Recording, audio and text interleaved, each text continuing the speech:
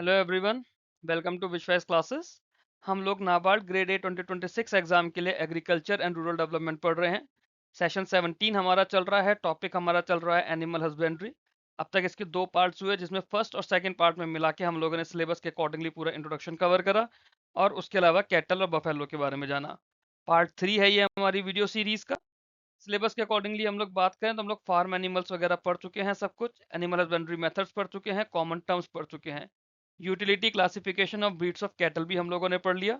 अब यहाँ पर हम लोग शीप, गोट और पिग के बारे में पढ़ेंगे और समझेंगे कि उनकी कितनी स्पीशीज होती हैं, कौन कौन सी स्पीशीज के क्या क्या बेनिफिट्स एंड एडवांटेजेस डिसएडवांटेजेस होती हैं, क्योंकि यहाँ से अलग अलग एग्रीकल्चर एग्जाम में क्वेश्चन आए हुए हैं, आपसे पूछा जा सकता है।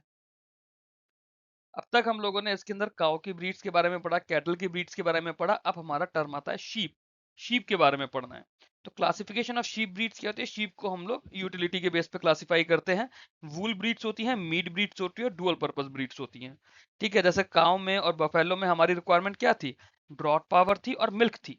यहाँ पर जब शीप के लिए हम लोग बात करते हैं, हमारी रिक्वायरमेंट क्या है? नंबर 1 मीट, नंबर 2 वूल। ये दो हमारी प्राइमरी रिक्वायरमेंट्स है शीप को लेकर। तो दो ही तरह से इन्हें क्लासिफाई किया गया है, वूल और मीट।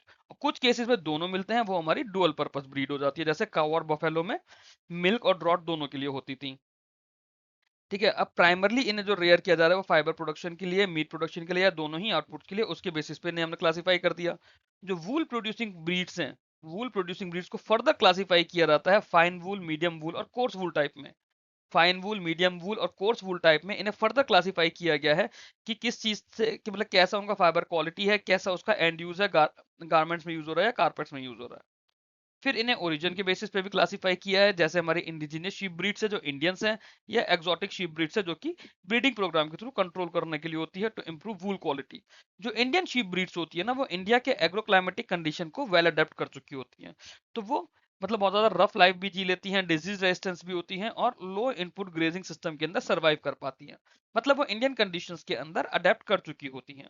तो वो होती है हमारी इंडिजीनियस शीप्स। और जो एक्सोटिक ब्रीड्स है, इन्हें हम लोग ब्रीडिंग प्रोग्राम के थ्रू लेकर आते हैं, दूसरी कंट्रीज की ब्रीड्स हैं और ये फाइन वूल प्रोडक्शन के लिए होती हैं।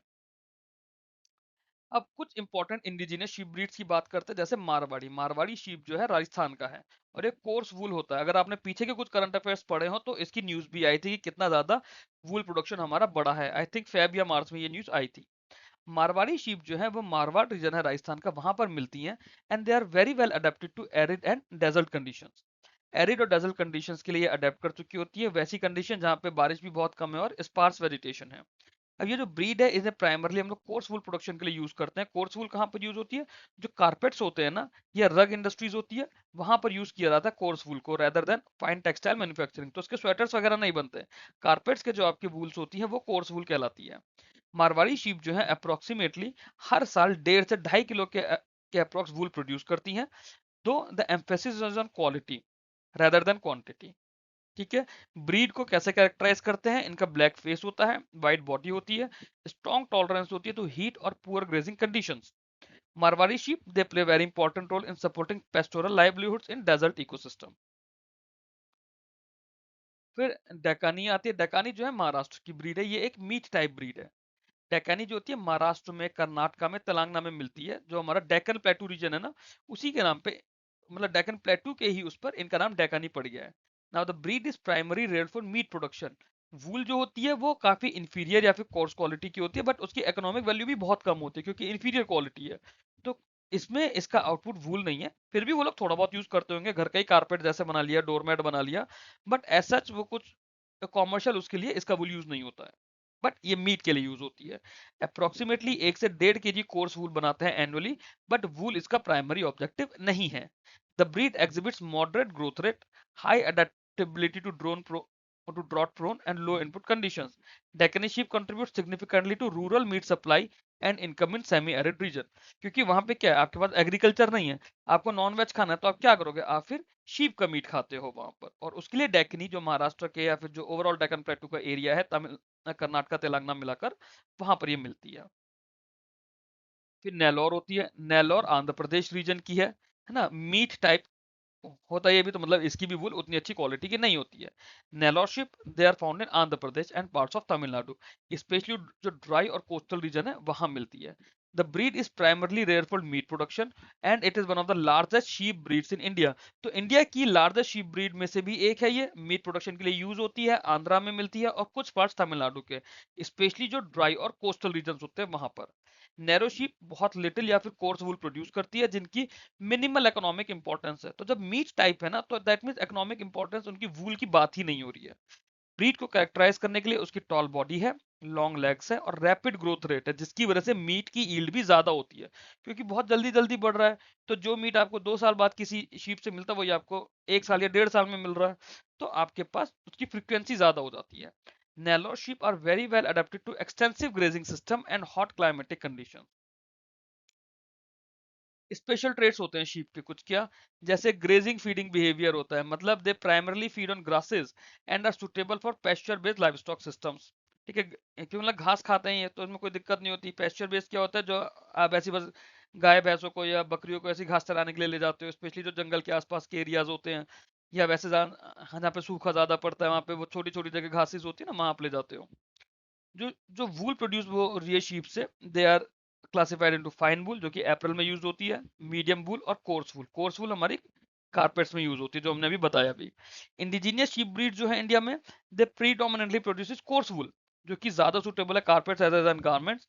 Sheeps are highly suited for arid, semi arid and marginal lands, जहाँ पे क्रॉप कल्टीवेशन फिजिबल नहीं है, इसलिए डेजर्ट एरियाज में, जैसे राजस्थान में डेजर्ट एरिया में कोर्स वूल प्रोड्यूस होती है। क्यों? क्योंकि वहां पे क्रॉप कल्टीवेशन इतना ज्यादा पॉसिबल नहीं है due to the sandy soil and desert condition.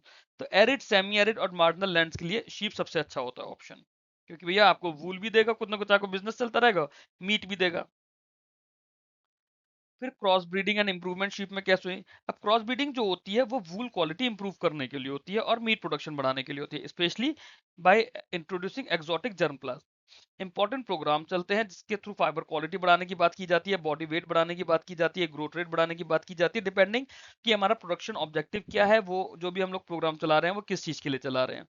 जो इंडिजीनियस ब्रीड्स होती हैं, they continue to be preferred under field conditions due to their adaptability, disease resistance and low maintenance requirements. Goat की बात आती है फिर। गोट बहुत ज्यादा इंपॉर्टेंट एनिमल है हमारे यहाँ। गोट के अंदर क्या होता है, गोट का प्राइमरी तो हमारा मिल्क होता है, मतलब मिल्क या फिर मीट या फिर डुअल पर्पस ब्रीड। अब यहाँ पर क्या हो गया, यहाँ इसके शीप के केस में हमें वूल मिल रहा था, दूसरा मीट और डुअल पर्पस में दूसरा पर्पस वूल था। गोट के केस में दूसरा पर्पस हमारा मिल्क हो जाता है। तो डिपेंडिंग उन्हें किस चीज के लिए हम लोग रेयर कर रहे हैं उसी तरह से उन्हें क्लासिफाई कर दिया गया है। मेजोरिटी जो गोट ब्रीड्स हैं इंडिया की, दे आर मीट ओरिएंटेड या फिर डुअल पर्पस। क्यों? क्योंकि जो गोट मिल्क है उसका प्रोडक्शन भी लिमिटेड है as compare to cattle and buffalo, क्योंकि भाई एक तो उसका आउटपुट कम है, दूसरा जिन लोगों पे ज्यादा जमीन है या जो लोग ज्यादा दूध पी रहे हैं, ज्यादा दूध मार्केट में बिक रहा है, वो गाय का और भैंस का ज्यादा बिक रहा है। फिर या फिर हम इन्हें इनके ओरिजिन के बेस पर क्लासीफाई कर देते हैं। ओरिजिन के बेस पर क्लासीफाई करेंगे तो एक तो हमारी इंडिजीनियस गोट ब्रीड्स हो जाएंगी, दूसरी एक्सोटिक ब्रीड्स हो जाएंगी। इंडिजीनियस गोट ब्रीड्स फिर वही है जो हमारे इंडिया की रही है, Indian economic sorry Indian climatic और एग्रीकल्चर कंडीशंस में रही हैं, डिजीज रेजिस्टेंस हो जाती हैं, लो इनपुट कंडीशंस के अंदर सर्वाइव कर जाती हैं। एक्सोटिक वो हो जाती है जो कि हम लोग बाहर से लेकर आते हैं, इंडिया के अंदर बहुत कम होती है, और उन्हें हम लोग इंडिया में ब्रीडिंग प्रोग्राम्स के लिए ही रखते हैं ताकि हमारी प्रोडक्टिविटी बढ़ती चली जाए। इंपॉर्टेंट गोट ब्रीड्स की बात करें तो सबसे पहले हमारी सबसे इंपॉर्टेंट आती है जमुनापरी। जमुनापरी जो है यूपी के एरिया की गोट है, डुअल पर्पस गोट है। दे आर फाउंड इन उत्तर प्रदेश के इटावा रीजन, मध्य प्रदेश, कुछ parts of Rajasthan, and are one of the most prominent Indian breeds. ये जो ब्रीड है ये दिन में 2 से 3 लीटर मिल्क देती है, लैक्टेशन यील्ड इनकी 200 से 300 लीटर होती है, along with good meat production. 200 से 300 लीटर का मिल्क इनकी लैक्टेशन यील्ड है, 2 से 3 लीटर मिल्क पर डे आ रहा है, और मीट प्रोडक्शन भी अच्छा है। They are characterized by their large body size, long pendulous ears, convex Roman nose, making them easily identifiable. Breed is suitable for semi-intensive farming system and it is considered one of the best dual-purpose goat breed in India, और India की largest गोट breed भी है। तो जमुनापरी की हम लोग बात करें, बहुत इंपॉर्टेंट है, एग्जाम में कई बार सवाल आया है, अलग अलग एग्रीकल्चर एग्जाम्स में, नाबार्ड में भी 1-2 बार पूछा गया और आगे भी पूछा जा सकता है। 4-5 चीजें हैं जमुनापरी की। पहली चीज कहाँ मिलती है, यूपी के इटावा रीजन, मध्य प्रदेश, राजस्थान के एरियाज में। 2 से 3 लीटर मिल्क पर डे आता है, 200 से 300 लीटर का लैक्टेशन है इसका। ना इट इज, उनका कैरेक्टरिस्टिक्स क्या है, लॉन्ग पेंडुलस ईयर, ये वर्ड याद रखिएगा, लार्ज बॉडी साइज के साथ लॉन्ग पेंडुलस ईयर और कॉन्वेक्स या फिर रोमन नोज, जिसकी वजह से ना इजीली हम लोग आइडेंटिफाई कर पाते हैं। सेमी इंटेंसिव फार्मिंग सिस्टम में यूज की जाती है and one of the best dual purpose goat breed है इंडिया की। इसके अलावा लार्जेस्ट गोट ब्रीड इंडिया की भी कौन है, जमुनापरी। फिर हमारी बीतल आती है, बीतल है पंजाब की, ये मिल्क के लिए भी यूज होती है, डुअल पर्पस भी यूज होती है, बीतल कह लो बीटल कह लो। तो जो बीटल गोट्स है ना, इन्हें मेनली हम लोग पंजाब और हरियाणा में देखते हैं। They are widely used in organized and commercial goat farming. तो कॉमर्शियल गोट फार्मिंग में कौन सी यूज हो रही है, बीटल हो रही है। अब ये जो ब्रीड है, ये 1.5 से 2.5 लीटर मिल्क दे रही है, 1.5 से 2.5 लीटर मिल्क की, और जो लैक्टेशन ईल्ड है करीब 150 से 250 लीटर है। ठीक है, 1.5 से 2.5 लीटर मिल्क आ रहा है, 150 से 250 लीटर की लैक्टेशन यील्ड है। इनकी कैरेक्टरिस्टिक्स क्या है, medium to large body size, long ears और गुड रिप्रोडक्टिव परफॉर्मेंस। तो Beetal goats are characterized by medium to large body size, long ears और गुड रिप्रोडक्टिव परफॉर्मेंस। जो ये जो ब्रीड है, they shows good adaptability and milk production capacity, making them suitable for both milk and meat production. फिर बर्बरी आती है, बर्बरी जो है यूपी और राजस्थान के अंदर मिलती है और एक मीट टाइप की गोट होती है बर्बरी। तो बर्बरी गोट्स यूपी और राजस्थान में मिलती हैं and they are well suited for stall fed and semi intensive system. The breed produces low to moderate milk, but mainly इनकी जो रेयरिंग होती है वो मीट प्रोडक्शन के लिए होती है और इनकी हाई रिप्रोडक्टिव एफिशिएंसी के लिए, क्योंकि ज्यादा बच्चे बार बार पैदा होंगे तो फिर आप ज्यादा मीट उसका बेचोगे। Barbari goats, they are characterized by their small body size. तो पहली चीज तो ये होगी कि इनका बॉडी साइज छोटा है, अर्ली मैच्योरिटी और फ्रीक्वेंट ट्विनिंग या फिर high prolificacy. The breed is economically important, क्यों, क्योंकि इसका फास्ट टर्नओवर है, अनसूटेबिलिटी है फॉर स्मॉल फार्मर। भाई छोटी ब्रीड है, खाएगी कम, ज्यादा जल्दी जल्दी बच्चे पैदा करेगी, तो जो छोटे फार्मर्स है वो ज्यादा जल्दी जल्दी मीट बेचेंगे और पैसा कमा पाएंगे। फिर ब्लैक बंगाल नाम की बकरी आती है। ब्लैक बंगाल वेस्ट बंगाल एरिया की है, तो ये वेस्ट बंगाल में, बिहार में, आसाम में और ईस्टर्न इंडिया में मिलती है और ये मीट टाइप की होती है। ठीक है, तो मिल्क इसका नहीं आ रहा, इसका भी हम लोग मीट क्वालिटी पे ही बात कर रहे हैं। It is one of the most widely distributed goat breeds.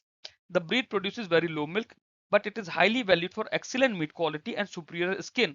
मतलब इसकी स्किन से लेदर भी बनाया जाता है। तो जो ब्लैक बंगाल बकरी होती है वो मीट क्वालिटी के लिए यूज हो रही है और लेदर के लिए यूज हो रही है। एग्जाम में क्वेश्चन आता है, आपको चारों पांचों बकरियों के नाम दे दिएगा कि लेदर के लिए कौन सी बकरी यूज हो रही है, so your answer will be black bengal. They are characterized by their small body size, high fertility and prolificacy, often producing multiple kids. ठीक है, तो ये जो भी मतलब एक से ज्यादा बच्चे भी एक बार में कई बार पैदा कर देते हैं। Breed is highly adaptable to humid and low input conditions. बहुत इंपॉर्टेंट चीज ह्यूमिड और लो इनपुट कंडीशंस के लिए है ना, सुपीरियर स्किन क्वालिटी है, हाई फर्टिलिटी है, ऑफन प्रोड्यूसिंग मल्टीपल किड्स। आपको गोट आइडेंटिफाई करनी है कौन सी गोट की बात हो रही है, answer will be black Bengal and they are ideal for marginal farmers. आगे चलते हैं। गोट्स के कुछ स्पेशल ट्रेट्स होते हैं, जैसे they exhibit browsing feeding behaviour, मतलब they feed on shrubs, leaves, tree branches rather than grazing like a sheep. तो जो भेड़ हमारे खा रहे थे, भेड़ तो घास खा रहे थे, ये सिर्फ घास नहीं खाते, ये झाड़ियां भी खाती हैं, पत्ते भी खाते हैं, ट्री की ब्रांचेस से भी तोड़ तोड़ के खा रही हैं। तो एग्जिबिट ब्राउजिंग फीडिंग है ना, ब्राउज कर रही हैं, अलग अलग तरीके से खा रही हैं। Goats have high reproductive efficiency with many breed, showing twinning and early maturity which enhances economic returns। क्यों, क्योंकि ज्यादा बच्चा जल्दी जल्दी पैदा होगा, जल्दी बच्चा हो रहा है तो जल्दी आप उसे बेचोगे, ज्यादा पैसा मिलेगा। Goats are highly suited for small holders and marginal farming system. क्यों, क्योंकि इनकी मेंटेनेंस बहुत कम है, रिक्वायरमेंट बहुत कम है और अडेप्टेबिलिटी काफी अच्छी है। ठीक है, फिर बात करते हैं पिग्स की। जो पिग्स की ब्रीड्स होती हैं उन्हें हमने क्लासिफाई किया है यूटिलिटी पे। पिग्स की जो ब्रीड है, they are mainly classified as meat breeds. क्यों, क्योंकि पिग्स को हम लोग किस लिए रेयर कर रहे हैं, पॉट प्रोडक्शन के लिए, क्योंकि उनका ग्रोथ रेट बहुत ज्यादा होता है और हाई कन्वर्जन एफिशिएंसी होती है। अब जो दूसरे लाइव स्टॉक है जिन्हें हम लोगों ने मिल्क की तरह बांटा, ट्रॉट की तरह बांटा, ये सब कुछ पिग्स में नहीं है। Pigs are not significantly classified into milk और ड्रॉट कैटेगरीज। क्यों, क्योंकि उनकी इकोनॉमिक इंपॉर्टेंस जितनी भी है वो एंटायरली उनके मीट प्रोडक्शन का पार्ट है। मीट प्रोडक्शन के हिसाब से ही हमने पिग्स को क्लासिफाई करा, मतलब पिग्स को हम पाल ही इसलिए रहे हैं क्योंकि उनका मीट बेचना है। ओरिजिन के बेस पे क्लासिफाई करेंगे, हमारे पास एक्सोटिक पिग्स होते हैं, इंडिजीनियस पिग्स होते हैं, क्रॉस ब्रीडिंग होती है। जो एक्सोटिक पिग्स है उन्हें इंडिया में उनके सुपीरियर ग्रोथ रेट की वजह से यूज करते हैं, बेटर कैरकस क्वालिटी होती है, हायर फीड एफिशिएंसी होती है as compare to indigenous pig. Feed efficiency से यहाँ पर हमारा क्या मतलब होता है, फीड एफिशिएंसी से मतलब होता है कि वो जितना खाना खिला रहे हैं हम लोगों ने, उसके बदले में कितनी जल्दी वो बड़े हो रहे हैं, कितना ज्यादा वेट गेन कर रहे हैं। क्यों? क्योंकि जितना ज्यादा वेट गेन करेंगे मीट का वेट उतना ही ज्यादा होगा, तो वो फीड कन्वर्जन रेशियो या फिर फीड एफिशिएंसी कहलाती है। इंडिजीनियस पिग्स जो होते हैं उनका साइज कंपैरेटिवली छोटा होता है, but they are valued for their adaptability, disease resistance and ability to survive under low input conditions. तो लो इनपुट कंडीशंस के अंदर भी इंडिजीनियस पिग्स की जो ब्रीड्स हैं वो सर्वाइव कर पाती हैं। क्रॉस ब्रीडिंग जो रहती है between indigenous and exotic breed, ये कॉमनली हम लोग क्यों कर रहे हैं? टू इम्प्रूव प्रोडक्टिविटी और साथ साथ उनकी अडेप्टेबिलिटी, जो इंडियन क्लाइमेटिक कंडीशंस की अडेप्टेबिलिटी है उसे रिटेन करने के लिए। इंपॉर्टेंट पिग ब्रीड्स कौन सी हैं? लार्ज व्हाइट यॉर्कशायर, ये यूके की ब्रीड है, ये एक एक्सोटिक मीट ब्रीड है। लार्ज व्हाइट यॉर्कशायर पिग्स जो होते हैं वो यूनाइटेड किंगडम में ओरिजिनेट हुए थे। They are widely used in commercial pig farming across India. Breed को जाना जाता है उसके रैपिड ग्रोथ रेट के लिए, हाई फीड कन्वर्जन एफिशिएंसी के लिए, जिसकी वजह से they are suitable for meat production system. Large white Yorkshire pigs जो होते हैं उनकी लार्ज बॉडी साइज है, इंपॉर्टेंट चीज व्हाइट कॉलर है, इरेक्ट ईयर्स है और लॉन्ग बॉडी है, जिसकी वजह से उनके कैरेकस की यील्ड भी बहुत ज्यादा है। Now this breed produces high quality lean meat and perform well under intensive management system. तो इनके लिए इंटेंसिव मैनेजमेंट सिस्टम चाहिए, they perform very well under intensive management systems. High quality lean meat निकलता है, लार्ज बॉडी साइज है, white colours है, erect ears है और लॉन्ग बॉडी है। ठीक है, फिर आता है लैंड्रेस। लैंड्रेस पिग्स जो होते हैं ये डेनमार्क साइड के हैं, ये एक्सोटिक मीट ब्रीड है। Landrace pigs originate from Denmark. They are widely used in cross breeding programs in India. The breed is characterized by its long body, drooping ears and high reproductive performance, including large litter size. Landrace pigs, they show a good growth rate and efficient feed utilization, making them suitable for commercial pork production. The breed is often used to improve reproductive traits and carcass quality in crossbred pigs. ठीक है, अब इसके अलावा जो हमें इन animals के लिए पढ़ना है, इन पांचों एनिमल्स के लिए, एक हमें पढ़ना है हाउसिंग रिक्वायरमेंट, दूसरा पढ़ना है डिजीज। दो चीजें हमें पढ़नी है। दोनों ही चीजें मैंने आपको ऑब्जेक्टिव एमसीक्यूज वाले वीडियो में काफी डिटेल में अच्छे से समझाने की कोशिश करी है, तो दैट आई वांट कि आप लोग वहां से पढ़ें। उसको मैं यहाँ रेगुलर क्लास में नहीं कराऊंगा, वो ऑब्जेक्टिव वाले एमसीक्यूज में काफी अच्छे से एक्सप्लेन करा है, हर क्वेश्चन के बाद में उसमें कुछ ना कुछ एक्सप्लेन किया गया है। तो वहां से आप लोगों को वो करना है। 20-25 एमसीक्यूज उसमें कराए हैं, 40-45 स्लाइड्स की पूरी पीपीटी है, 1 घंटे का लेक्चर होगा वो। वहां से आप उसे करिए, बहुत अच्छे से कराया है, आपको एमसीक्यूज का आइडिया भी लगेगा किस तरह से एमसीक्यूज आते हैं। इस वीडियो में फिलहाल हम लोग इतना ही रखेंगे। अगले वीडियो से हम लोग पोल्ट्री शुरू करेंगे, जिसमें हम लोग बर्ड्स के बारे में पढ़ना शुरू करेंगे। वीडियो अच्छा लगा हो तो वीडियो को लाइक करके चैनल को सब्सक्राइब कीजिएगा। ये टेलीग्राम ग्रुप और चैनल्स हैं, इन्हें आप लोग अपनी कन्वीनियंस के अकॉर्डिंगली ज्वाइन कर लीजिए। Thanks for watching this video. Keep learning, keep growing.